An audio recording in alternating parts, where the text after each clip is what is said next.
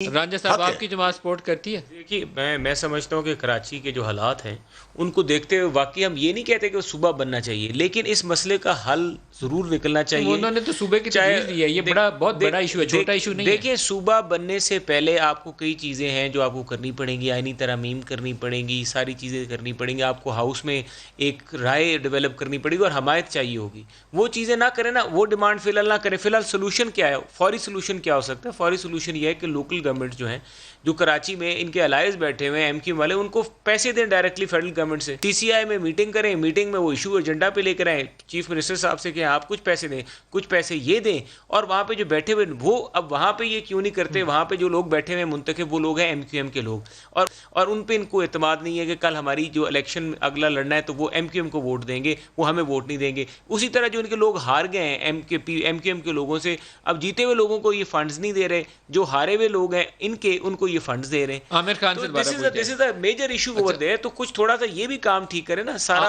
عامر صاحب